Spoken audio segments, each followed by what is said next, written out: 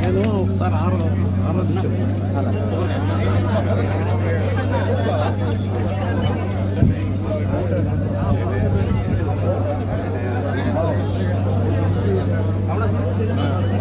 బావా బావా సాయి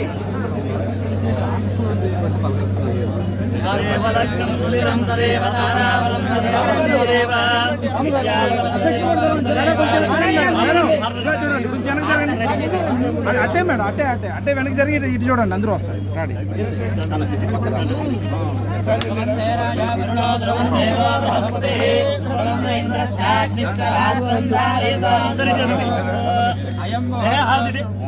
కొబ్బరికాయలు అయిపోయినాయా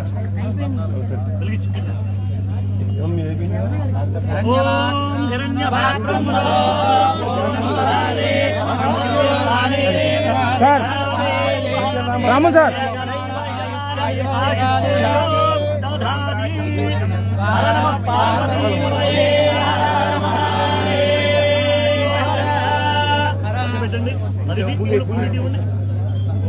సార్ రాము సార్ కొంచెం ముందుకి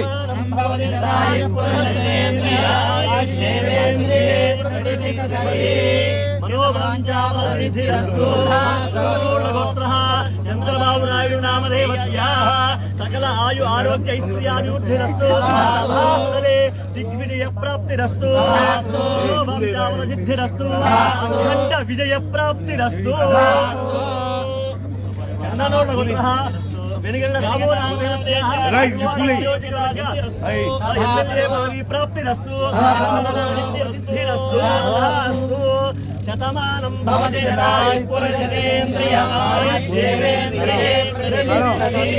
శతమనంతం భవతి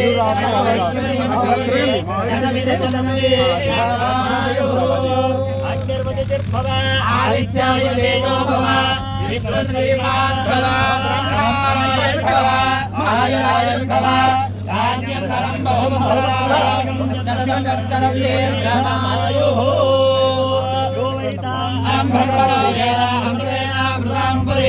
తస్మై బ్రహ్మయ బ్రహ్మాయ ఆయుర్కీర్తిం ప్రజాంతసో సభాయే నమః.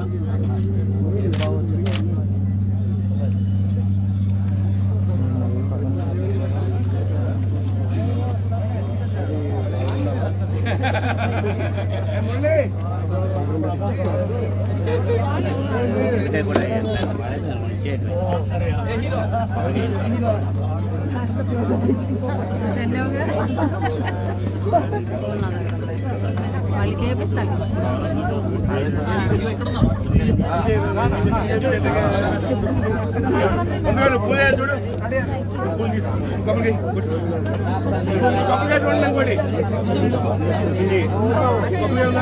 వచ్చిందా ఫోటో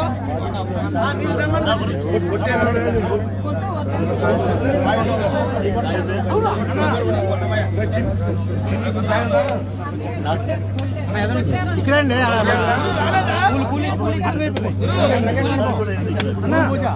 శతమానం భవతి శతాయు పురుషేంద్రియాయుష్యేంద్రియే ప్రతిష్టతి.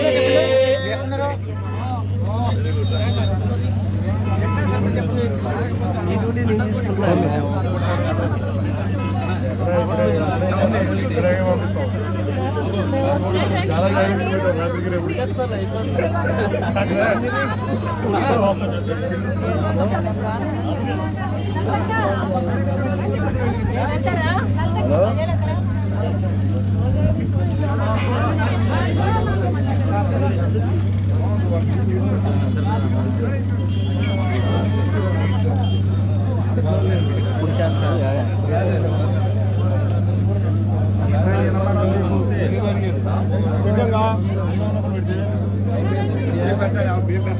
రాబోయే కాలంలో చంద్రబాబు నాయుడు గారు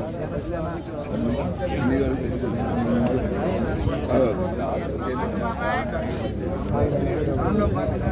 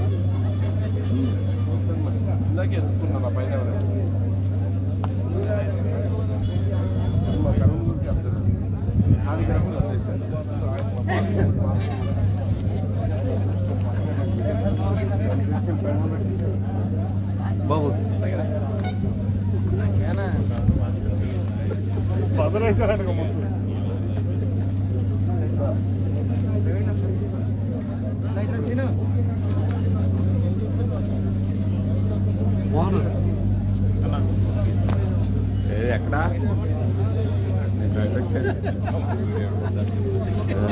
ఎక్కడ మరి నువ్వు కాపాడలేదు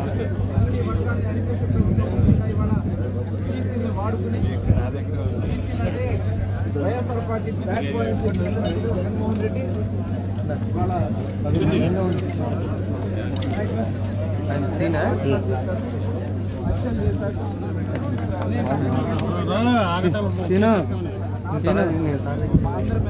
అవునా ఫోన్ అరే నువ్వు తీరా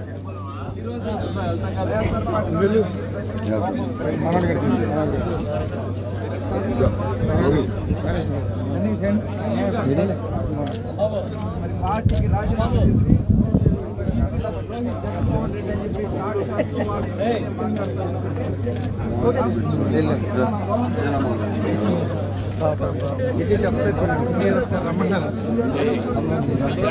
ఆయన ఫోను ఆయన పెట్టించు ఆ బాబాయ్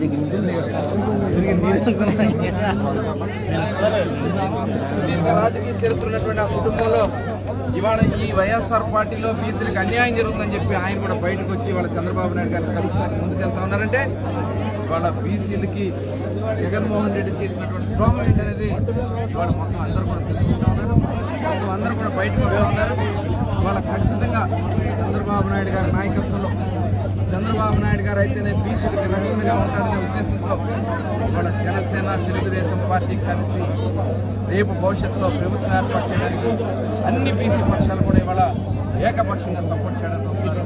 మరి ఈరోజు వైఎస్ఆర్ పార్టీలో ఉన్నటువంటి బీసీ సోదరులారా ఆలోచించండి. ఇట్లాంటి బీసీలను అణిచేస్తూ ఇవాళ నలుగురు రెట్లు పెట్టుకుని తన సొంత సామాజిక వర్గం సొంత కుటుంబ సభ్యుల్ని విజయసాయి రెడ్డి గారు ఉత్తరాంధ్ర, పెద్దిరెడ్డి రామచంద్రారెడ్డి గారు, సజ్జల రామకృష్ణారెడ్డి గారు, అదేవిధంగా సుబ్బారెడ్డి గారు, ఇలా కొంతమంది లిస్టుకే ఇవాళ ప్రాతినిధ్యం ఇస్తున్నారని కూడా సాక్షాత్తు వైఎస్ఆర్ పార్టీలో ఉన్నటువంటి ఎంపీలు ఎమ్మెల్యేలు మాట్లాడుతూ ఉన్నారంటే ఒకసారి మనందరం కూడా ఆలోచించుకోవాలని మరొకసారి తెలియజేస్తూ మళ్ళీ బీసీలుగా నిలబడే తెలుగుదేశం పార్టీని గెలిపించుకోవడానికి బీసీలందరూ కూడా ఏకంగా వాళ్ళని చెప్పుకోవాలి.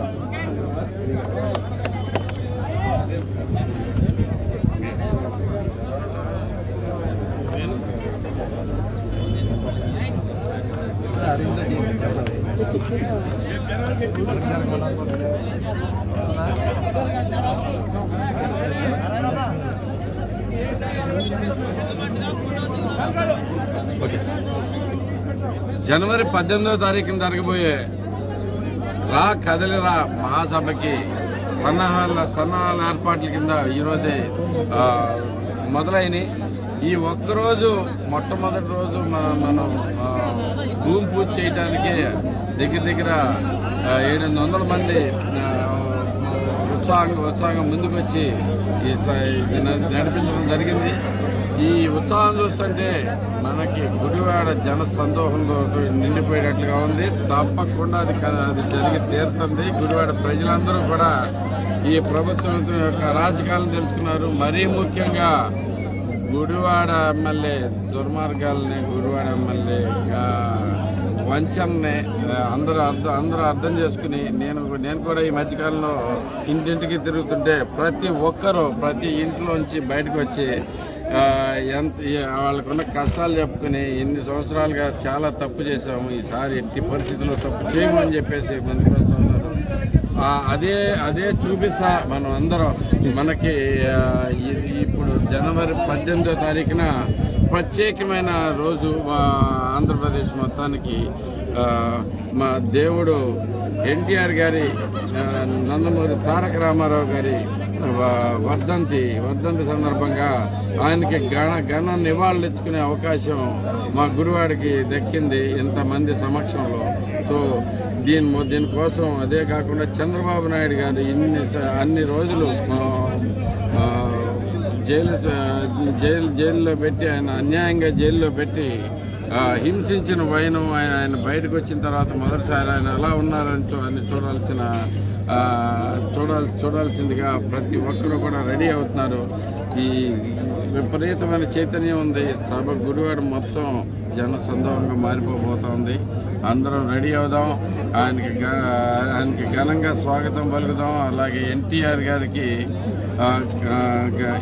గారికి ఘనమైన నివాళులు అర్పిద్దాం. అందరూ రెడీగా ఉండండి. ఈ సభకి జనసేన నాయకులు కూడా చాలా ఉత్సాహంగా ముందుకు వస్తూ ఉన్నారు. వాళ్ళందరూ మాతోటి కలిసి పనిచేయటానికి ప్రతి ఒక్క జన సైనికుడు, అలాగే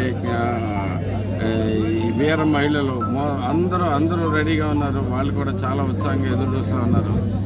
మాకు అసలు డౌటే లేదు, ఈ సభ అత్యంత గొప్ప సభగా మిగిలిపోబోతుంది. ఈ మొత్తం 25 నియోజకవర్గాల్లో జరిగే సభలన్నింటిలో కూడా గుడివాడ స్పెషాలిటీ చూపించుకోబోతున్నాం. ఆయనకి ఎన్టీఆర్ గారికి నివాళులు అర్పించబోతున్నాం.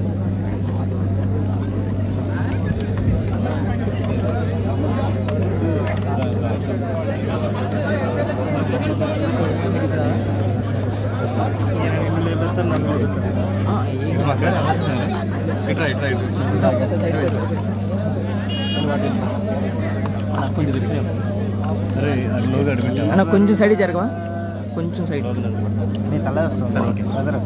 అందుకు ఈ నెల 18న గుడివాడలో తలపెట్టిన రా కదలిరా సభకు ఇవాళ గుడివాడ ప్రజలంతా అదృష్టం చేసుకున్నారు. చంద్రబాబు నాయుడు గారు జైలు నుంచి వచ్చినాక ఈ సభలు ప్రతి పార్లమెంట్ నియోజకవర్గంలోనూ నిర్వర్తిస్తున్నారు. ప్రజలందరూ ఎప్పుడెప్పుడు చంద్రబాబు నాయుడు గారిని చూద్దాం, ఎందుకంటే వారు ఒక అక్రమ అరెస్టుకి జైలుకి వెళ్ళి వారి ఆరోగ్య పరిస్థితి ఎట్లా ఉంది, వారిని చూసి చాలా రోజులైందని ఎంతో ఆతృతతో ఎదురు చూస్తున్నారు. అటువంటి సమయంలో గుడివాడకి అదృష్టం దక్కినందుకు మనం అందరం ఆనందంగా మొదలవ్వాలి. ఉమ్మడి కృష్ణా జిల్లాలో మొదటిగా తిరువూరులో జరిగింది సభ, అది అద్భుతం విజయం సాధించింది. అంతకు మించి విజయం గుడివాడలో జరగబోతుంది.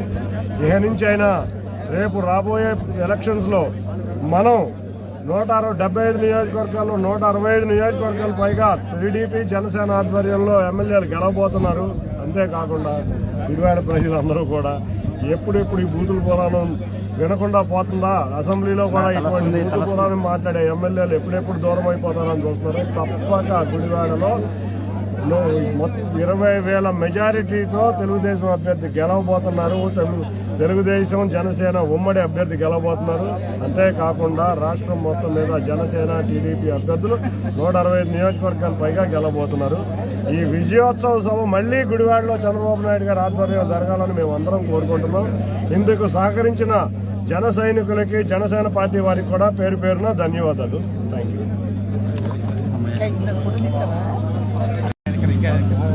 అన్న ముందుకు రావద్దన్న, వెనకే జరగండి.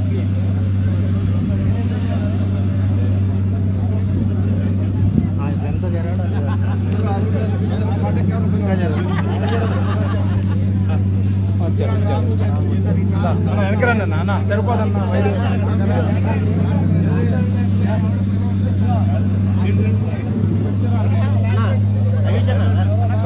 వస్తా అన్న, ఇంకా రాను.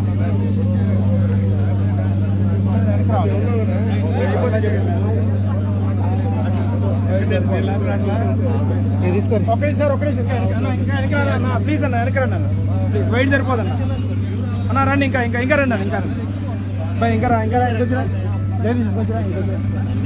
అన్న.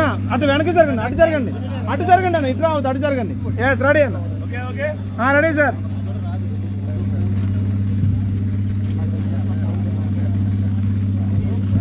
ఓకేనా? ఓకేనా? Thank you very much.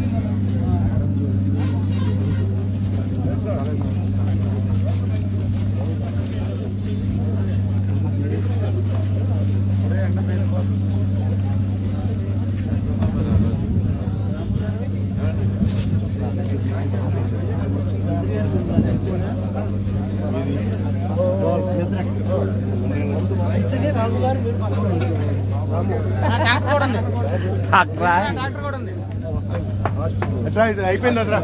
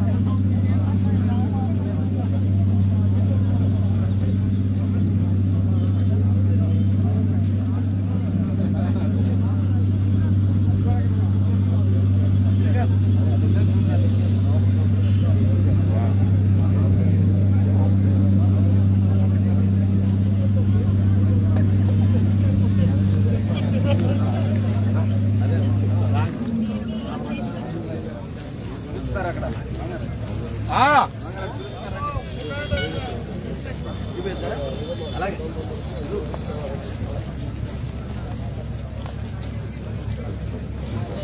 Ramakrishna late అయింది.